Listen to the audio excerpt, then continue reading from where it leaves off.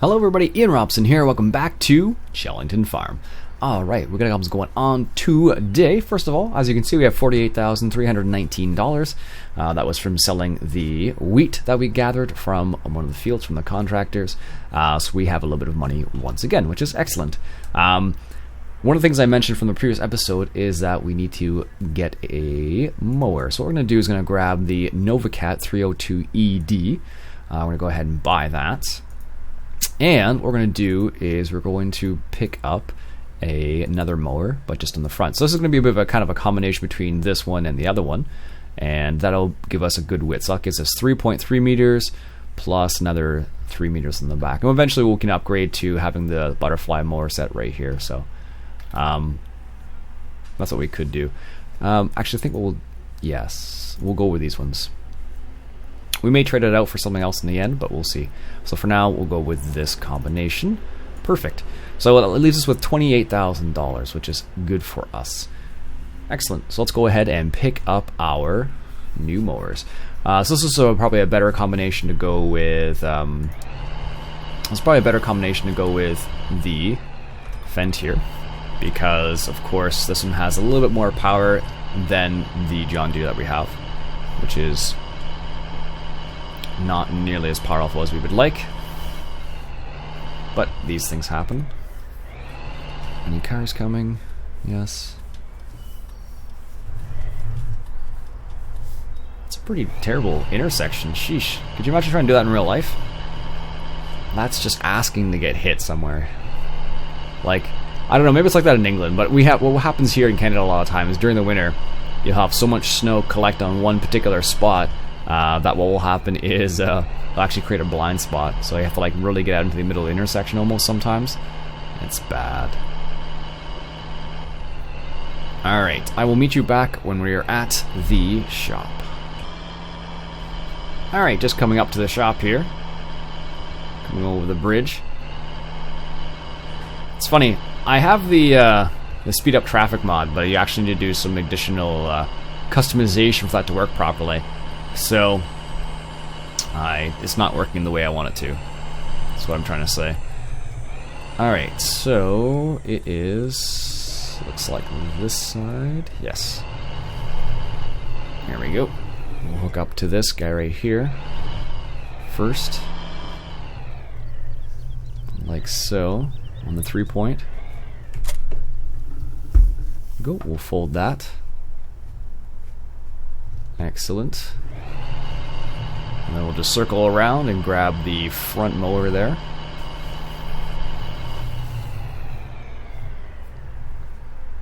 This is the right side, isn't it? Yes. Didn't look like I got there for a second. Perfect. Alright. Let's head back to the farm. And I think the field we're going to take a look at is, see, the 10% productivity. Perfect. The field we're going to take a look at is, so we mowed 18.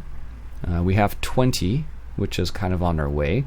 And there's also the field that's a part of our cow pasture. So I think we might do, I think we might just do that just for the sake of keeping the bales close, basically. Alright, heading back to the farm. I'll meet you back. Alright, just coming in the laneway here, and we'll get started on mowing. So this is, of course, we don't need silage this time, we need dry grass bales. So that's the combination we need in order to make TMR. Dry grass, silage, and straw, of course. So what we can do is we can come down through this little area here, and we have a little bit of a pasture that we can mow. It's funny, some farmers actually do this, some farmers don't. It depends on the size of the pasture and all that jazz. I remember Farmer John was, he had a little talk about this. Somebody asked him a question on his channel about why do you guys bush hog? That's a bit different than what I'm going to be doing here. But bush hogging in his scenario is more about making sure you don't get specific weeds, which is always a bad idea. Alright, so let's go ahead and unfold the mower. There we go.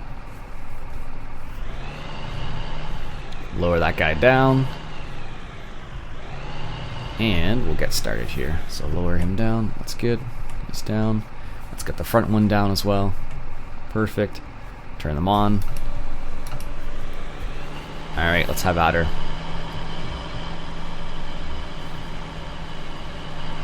The rear mower is not mowing. That should be down. Fold mower. Oh, it's not turned on. That's probably why. There we go. Alright, so I don't know how fast we can actually mow with this, but I imagine it's fairly quick. So what we're going to do is we're going to do this pasture back in here. This also means that we need to get a tedder for our cows. Not for our cows, but to dry the hay, basically.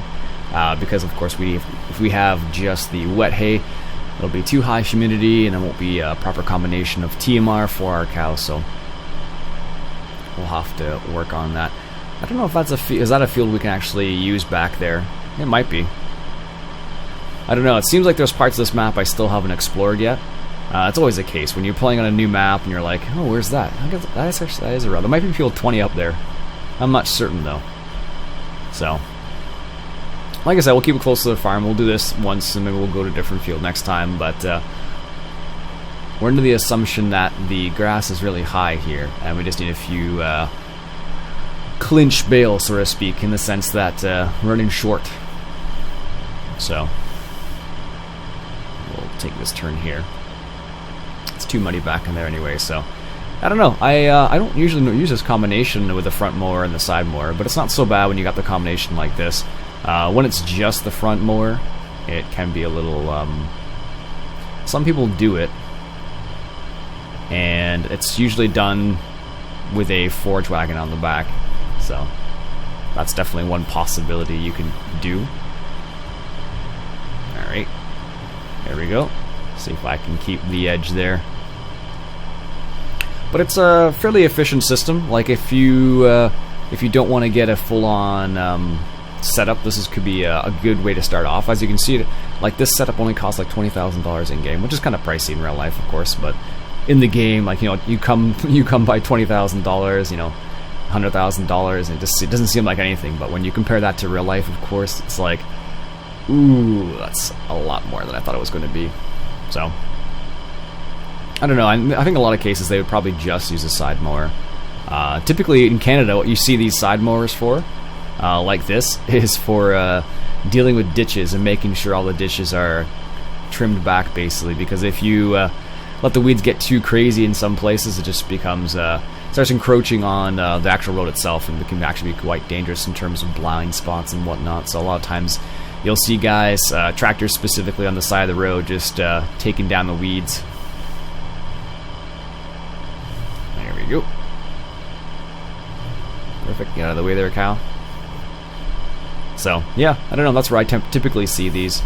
Some people use it to take care of drainage ditches around their house. Specifically, farmers who use like just the edge of the drainage ditches to go into their fields and whatnot. A lot of farmers do that as well. So. And it also makes it, it keeps your farm looking neat and tidy, which is always nice. It always depends on where your farm is. I've seen some farms that are like, pristine, other farms that are not so good looking, so it all depends. Very nice. This shouldn't take too much time at all. I'm not really going very slow. I'm booking it maybe a bit too fast, but because the cows have been taking care of it, it's kind of low, so we'll assume that the speed is not a huge issue with this amount of grass here. So I'll meet you back in a moment when this is all done. Alright, just finishing up the last little passes here, as you can see. And last pass. Beautiful.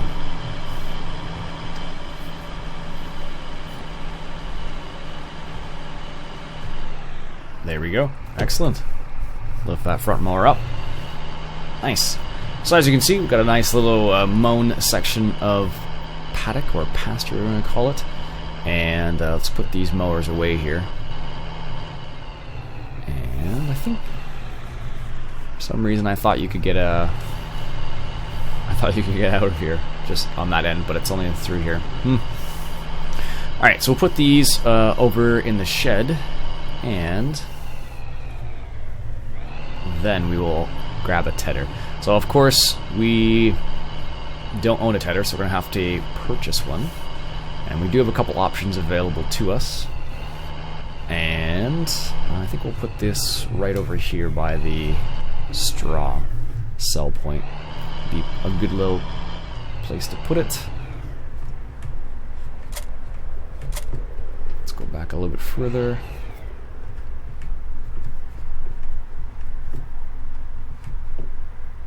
A little bit further.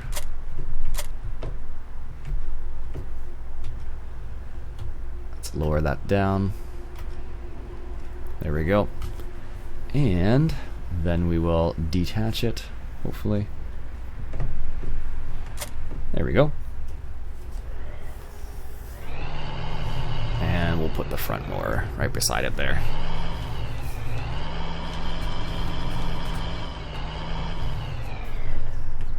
Oops. Let's line that up a bit better. We'll back up into that bunker. There we go. It's a bit of a tight area to actually do silage work. At least it seems that way. There we go. Perfect.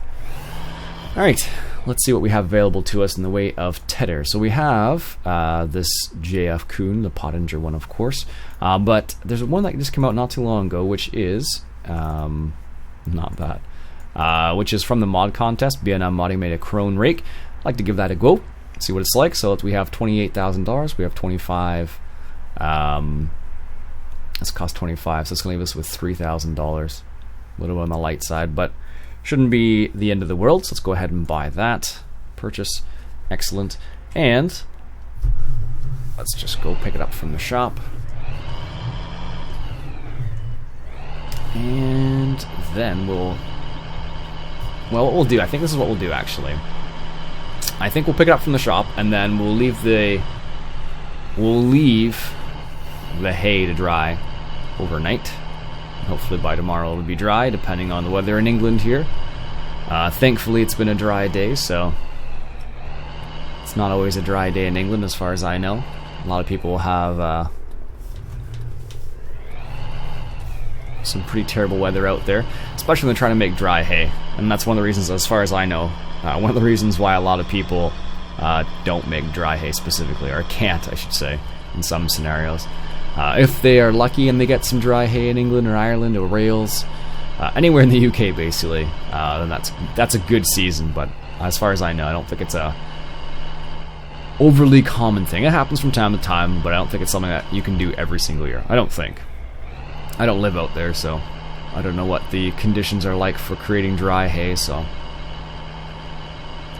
I know in Canada, even here in Canada, sometimes you can have a good year and you can have a bad year. So it really depends on what Mother Nature decides to do. Like always, basically, every country's like that. Like we get our fair share of colder weather is what we tend to get a lot more of. Like as it gets into September here, September 1st, I guess today is, you get a lot more things related to being concerned about getting frost on your corn or soybeans and stuff like that, and that's what you got to really be careful about, because that can put a bit of a dent into your yield if you're dealing with those types of crops. If you didn't get them off early, at least. So, and some guys have been known to harvest corn in the winter, or when the ground's frozen, I should say. Not necessarily in the winter specifically, but usually when the ground's frozen. It's one of the things that you tend to see from time to time. And even if it's too wet in the fall, some guys will actually leave it over the winter and harvest it in the spring.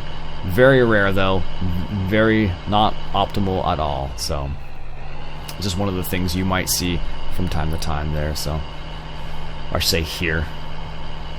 You don't want to make it a common thing, that's for sure. So, alright. Coming up to the shop, just around the corner here. I should say up over the bridge, not say around the corner. Looks like it might be a nice bridge to fish off of. Maybe. Alright, so here's the shop. Let's get ready to go into the shop, and we'll grab our new tedder. And like I said, we'll ted that up tomorrow in game.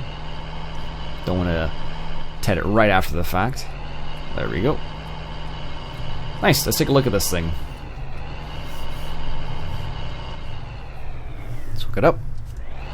Looks good with the Fent, I think. Beautiful. Alright, let's take a look at it. Very nice. Wow, look at that. Little cord there. Wonder if you can do anything from the outside. Nope. That's very nice. Let's see, can we do anything from the inside? Unfold tether. That's about it, looks like. It's a 11-meter tether. I like the transporting function of it. Very nice. Lower it down. Oh, that's even cooler, look at that. Border spreading control? What the heck is that? Oh wow, you can actually, I don't know if you can see it or not. If you look carefully. Oh, you can actually change the way they sit and all that jazz. Very nice. Anyways, we'll use that next time. But for now, we will end the episode here as that folds in. So that's it for me for today, folks. My name's Iain Robson. This has been Farming Simulator 2015 coming at you from Chellington Farm. And if you enjoyed yourself, why don't you go ahead and hit that share button? I really appreciate that. Catch you guys later.